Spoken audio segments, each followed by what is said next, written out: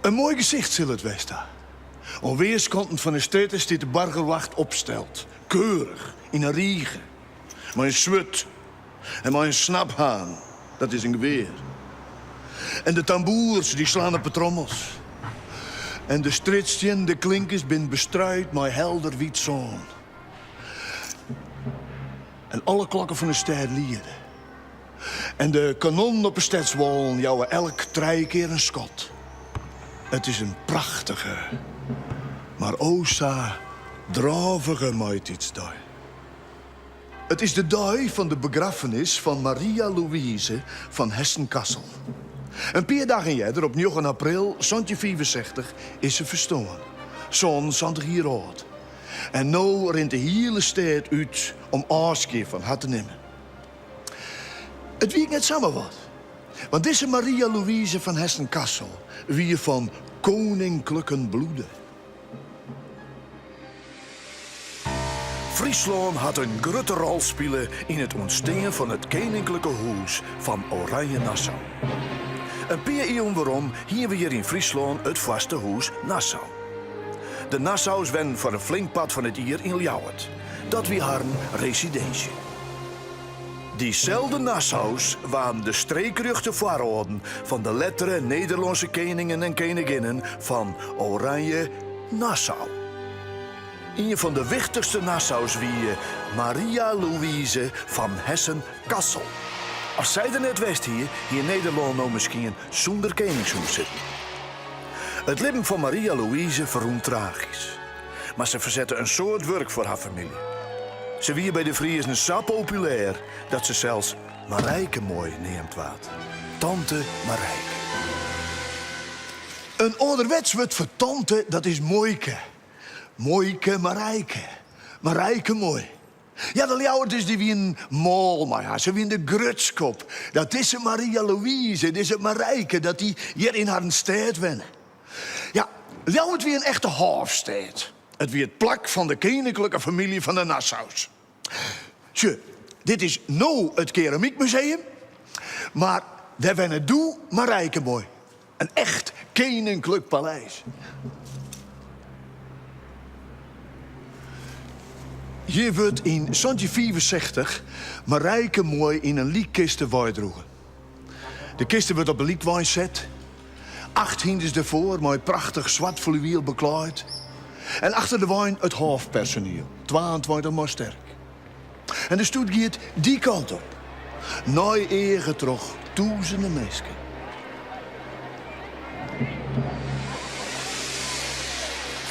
Het ancien regime, het oude gezag, slacht van master op in de Friese politiek van de 17e eeuw. Een lietse elite van machtige Richelieu kiest het bestuur van de provincie. Friesland is in die tijd een van de zoongewesten van de Republiek der 7 Verenigde Nederlanden. Het Friese bestuur had dan precies dezelfde naam als Joetedij. De Steerten van Friesland. Friesland en de orengewesten in die tijd hadden een grote zelfstandigheid en een eigen verantwoordelijkheid. En dat is oors als nou. Het binnen daar zekere hichte lietse steertjes die het allerhande zaken zelfs beregelen. Denk aan de belasting, een eigen muntwezen, onderwijs en zelfs het leger. Voor dat soort van zaken benemen de steden van Friesland in die tijd een stadhouder. Een echte ongeveerder, van adel en mooi oorlogservaring. Stikje bij bietje wordt zijn invloed in een riffende tijd omzet in macht. De allereerste stadhouder van Friesland is voordadelijk een van de bekendsten en de belangrijksten. Willem Lodewijk, greve van Nassau. Hij is de omkesisser van Willem van Oranje. Greve Willem Lodewijk krijgt vanwege zijn prestaties in de oorlog met Spanje zelfs de erenamen Usheid. In die tijd had ik Holland eigen stadhouders. Een van haar, Willem III, is een vierde neef van de Friese stadhouder. De Hollandse Willem III, die ook nog koning van Engeland is, krijgt geen baan. En daarmee stiert de familie haast uit. Het komt nou op de Friese Nassauzoon. op Johan Willem Frieso, de enige zoon van de Frieske stadhouder. Ja, zei je de macht oer van adellijke huid op adellijke zoon. Daar kwam geen gewoon al jouw rond de post. Zo, je heen de adel en je heen het volk. Dat zijn twee soorten die het safier uiterlijk wel aan. En toch wie die Marijke mooi populair. En dat kwam saas. Marijke mooi, de lijsten van de Nassau's, hier een goed het. Ze hoort haar net wel in het dwaande mooi bestuur en mooi macht, mooi rijkdom. Nee, ze joeg ik opdracht tot de bouw van een nieuw gasthuis. De Hofwijk. Dat wie een huis voor armen, voor zieken, voor widowen en wezen. En dat net alleen. Ze schonk zelfs ik nog 200 goenen. En dat wie in die tijd een superbedrag. En ze moffelen het ik net voort, aan de andere kant van de stad of zo. Nee, dat gasthuis dat kwam hier te staan, vlak bij haar eigen prinsessenhof. Nou, dat wie een gebaar. Marijke mooi kon net meer stikken. En de bewoners van het gasthuis, die zitten de tranen in de ogen als je in april 1964 de rouwstoet voorbij gaat. Johan Willem Frieso trouwt in 1909 met Maria Louise, prinses van Hessen-Kassel. Het peer komt te wijen in het stadhouderlijk hof te Ljouwert. 2 jaar later is Maria Louise in verwachting van haar eerste zoon. Krekt in die tijd komt haar man bij Moerdijk in een neetwater wonen. Hij verdrinkt. 6 weken later bevalt Maria Louise van een zoon. Willem Karel Hendrik Frieso. Het is het jaar 1911 en deze Willem zal de nieuwe stadhouder worden van Friesland. Maar, zo hoopt het zijn mem, ek van de oren Nederlandse gewest. De Lietse Willem groeit op in Ljouwert. De eerste 20 jaar neemt zijn mem, Maria Louise, als regentes het stadhouderschap voor hem waar. Maria Louise doet ook griezelig haar best om haar zoon het hoogste ambt te bezorgen in alle gewesten van de Republiek der 7 Verenigde Nederlanden. Daarvoor regelt ze een huwelijk met de Engelse koningsdochter. Zo krijgen de Nassau's nog meer status. Het stadhouderlijk hof in Ljouwert profiteert het volop mooi van deze grandeur.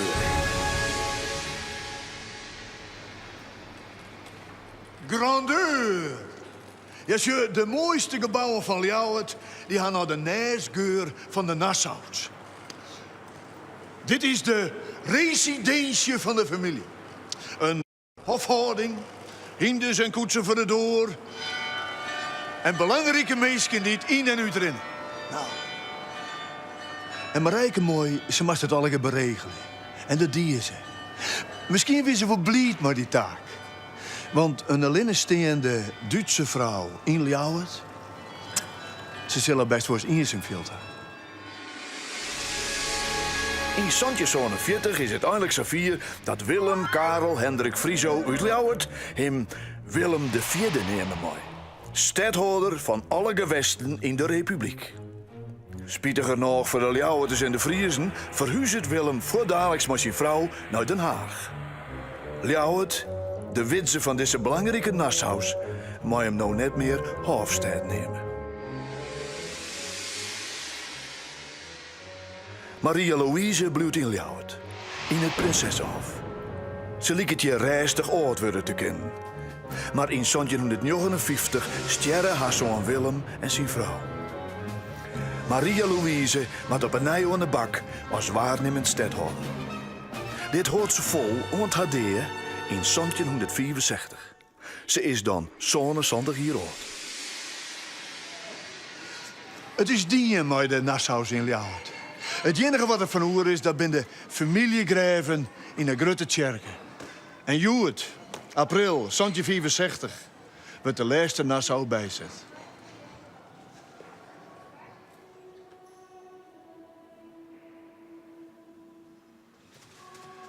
De kerken zit groot vol. Misschien is er 1 plakje vrijbleu.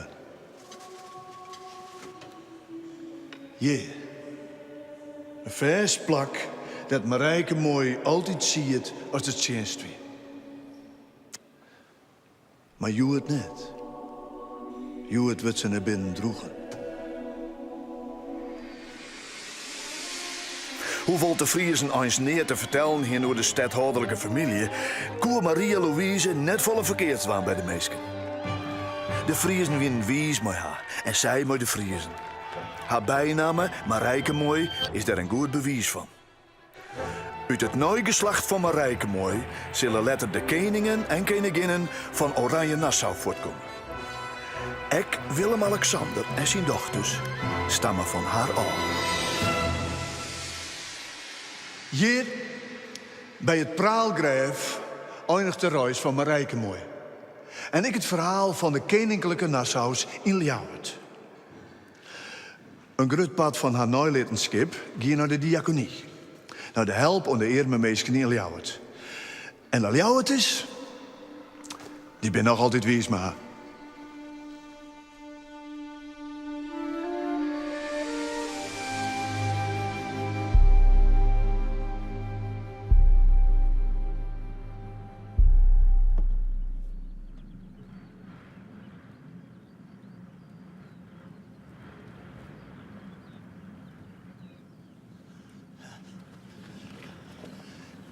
Ja, nee.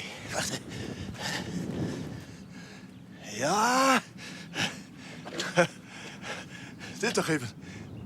Precies zetten. Zo. Ja. Zie je ja. Er moest nooit maar bleerte egen in een zin op zijn. Dat is vies gevaarlijk. Ja. Dan moet er nou goed staan, denk ik.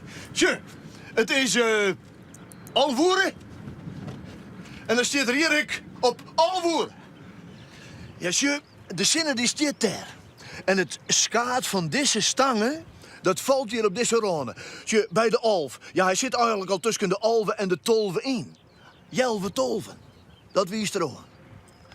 Mooi woord, hè? Zo'n zinnenwiezer. Zie, de zinnen, die wiest u de tijd. Net het horloge, of de klok in de keuken, of de wekker in de sliepkamer. Nee, het is de zinnen. Want de zinnen die schijnt op de ierde en de ierde draait. En de zinnen ruizigt zo bij de hemeldel en dan kunnen wij mooi zien hoe let dat het is. De ierde draait altijd in hetzelfde tempo. In één dag draait er in de ruimte. Maar hij draait ook om een zinnen. In één ier tijd. Alle jaren weer. Zo kunnen we de dagen tellen en de jaren. De ierde en de zinnen die vormen together een machtige klok. Dat uzel ben ik op mijn ticket. Tik, tik, tik, tik, tik. Van de eerste tot de laatste dag. Tik, tik, tik, tik, tik. Alle mensen gaan een keer deur. Maar als er één is waar ze leven nog altijd terugtikt, is het IJse IJzinga. Het planetarium in Frensje dat hij met eigen handen bouwde, is een exacte kopie van het zinnenstelsel. Zijn kalender met seizoenen, maanden en dagen die door dit zinnenstelsel bepaald wordt, klopt het nog altijd. De klok van IJse IJzinga rent nu al meer dan 224 jaar terug. Precies op tijd. Het planetarium van IJse IJzinga is net alleen nog een knap stukje vakwerk. Het wie ik het bewijs voor de mensen in de 18e eeuw dat de ierde net oerleveren wie onder de grillen en de wil van de goden en de godsdienst. IJzinga toonde aan dat het leven een onderdeel is van een ingewikkeld stelsel van natuurkundige wetten die het voor eeuwig vastleggen. IJse IJzinga. Wie er een revolutionair geleerde? Iemand die de hele wetenschap op een kop zette? Wel nee, wel nee. Knappe koppen, 4 voor hem, die hier nog lang ontdutsen hoe het ziet met de ierde en met de zinnen. Dat de ierde net plat wie, maar dat hij roem wie. En dat de zinnen het centrum wie van het zinnenstelsel. Genijs dus van IJzen. Nee, zijn verdiensten zitten niet in het ontdekken van de dingen, maar in het sjenlitten ervan. Want ja, 18e eeuw, je heen wetenschappers, knappe koppen die het alles bedenken en vinden kunnen. En je heen de gewone mensen, die is en ik. Het klootjesvolk, zeg maar zeggen. En die zitten niet in de boeken. Nee, die zitten in de tuin, die zitten in het loon... en die zeggen naar de vogels en de gruiden en de kei en de zinnen... naar dat heel ingewikkelde systeem dat natuur heet. En dat alles, maar alles te maken had. Zo complex. Ja, dat kent er net zomaar rond steen wezen. Er moet er wel een god wezen die dat allemaal bestuurt. Tenminste, misschien wel, of misschien ik wel niet. Hoe zit dat? De Universiteit van Frenchier en het nije denken in de tweede helft van de 18e eeuw zorgen ervoor dat vakken als natuurkunde en wiskunde tegen in de belangstelling komen te staan. Wetten en fascissings van kerkelijke leerders worden net meer samen terug elke keer aangenomen. Mensen willen zelfs uitvinden hoe het zit met het leven op aarde. Grote boetelnoze geleerden als Copernicus en Galileo Galilei hebben een eeuw eerder al aantoond dat zinnen en sterren net om de aarde heen draaien, maar dat het correct andersom is. De aarde draait om de zinnen heen. Ook de Franse professors en studenten binnen hier in de 18e eeuw benijd naar en willen verder uitzoeken hoe het zo snel correct werkt. Ze zag het heelal als een hemels oerwerk. Een grote klok die het eer toch God maken is en nou zijn eigen gang gaat. Een van de studenten is Eelco Alta. Hij wordt later noemen in Bozem. En hij had hem aardig verdiepen in de natuurkunde en ook in de sterrenkunde. Hij jaart van een dreigend gevaar. Geleerde mensen hebben berekenen dat op 8 mei van het jaar 1774 de planeten Mercurius, Venus, Mars, Jupiter en de maan in één rechte linie in het heelal komen te staan.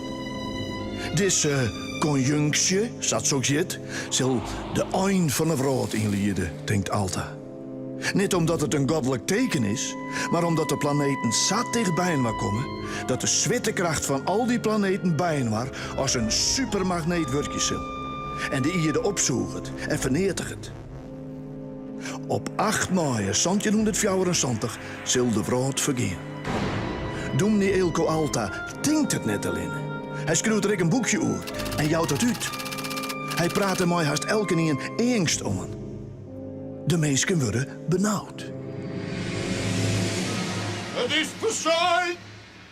Het is verzaaid! De vrouw zal baden als Sodom en Gomorra. Wanneer de conjunctie plakvinden zal in het teken van kreeft, is dit het grote teken. De zinnen zal vertjuster en de mannen zal zijn skiesel net gaan. En de sterren zal van de hemel vallen als de krachten van de hemelen in beweging zet worden. Oh, dit wiest het meest. De vrouw zal vergeen. Dominee die zuigt het. Oh, wij moeten hier, wij moeten schoolje. Wij moeten schoolje in de bunker. Vrouwen en kinderen eerst. Vrouwen en kinderen eerst. Ja, kom maar de bunker in. De bunker in. Kom maar. We moeten hier mooi. Hier mooi. En we moeten hier mooi. Oh. IJse IJsinga. Binnen in Dronriep, oud-wiskundestudent aan de universiteit en ook wolkjemmer in Frenchier, jaart van de fascissing van Alta. Hij leeuwt er niet van. De planeten kunnen net botsen. Ze draaien om eens elk in een vaste eigen baan om een zinnen heen. Als de planeten in één rechte linie staan, dan liekt het dat zo. Maar de ene stiert volle verder bij de aarde waai als de oren. Het valt net ta om dit uit te lezen en dus bouwt hij om het zien te litten in zijn wenkamer het zinnenstelsel naai. Het kost het hem een soort tijd. De datum van 8 mei 1774 gaat voorbij. IJse IJsinga is nog druk aan het bouwen. De aarde vergiet net. Pas zo'n jaar later is het planetarium klaar.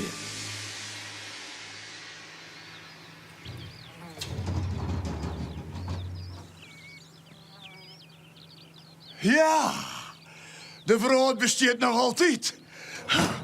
Oh, wat een opluchting. Wat een opluchting. Hij ziet er ook lieke mooi uit. Maar wat nog mooier is, we hadden er een prachtig kunstwerk bij gekregen. Het hele zinnenstelsel op schaal nabouwd. In een schaal van 1 op 1000 miljard. Die planeten die gaan ook precies in een goede baan om de zinnen heen. Oh, wat een rekkenwerk, hè? En dat zonder rekkenmachine.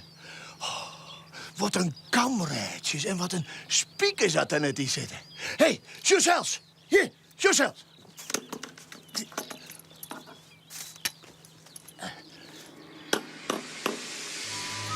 Het planetarium is zo groot en zo mooi dat het voetendaallijks een soort belangstelling loopt. Eerst van de studenten en de professors en letterlijk van orenmeesken. Zelfs koning Willem I komt op bezoek. Hij keert het planetarium, maar jouwt het letter weer waarom onder het Fransje.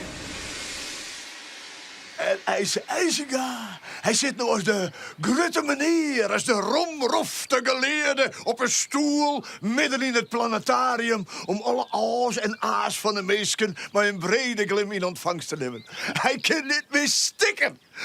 De meesken die begrijpen nu alles van de sterren en van de planeten en ze spreken haar waardering uit en dank en ze stoppen hem gauw wat zinten daar. Hij wordt een verneemd en riek man. Nee. Zag je het net?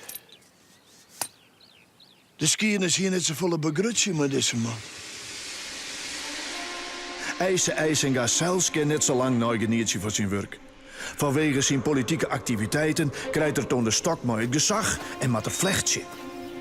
In 1987 wordt er uit Friesland verbannen. En pas 18 jaar later komt er weer waarom in Frensje. Gelukkig had het planetarium de jarenlange leeg staan hoe libben. Alle jaren komen nog altijd 10.000 bezoekers naar Frensje toe om het kunstwerk van IJzenga te bezien. De man zelf stoort in het jaar 1828. Maar zijn hemels oerwerk tikkert nog alle dagen. En dat echte hemelse oerwerk, maar de Ierde, de planeten en die grote giele jongen daar. Nou, dat vergeet net zo gauw. Dat valt wel wat aan.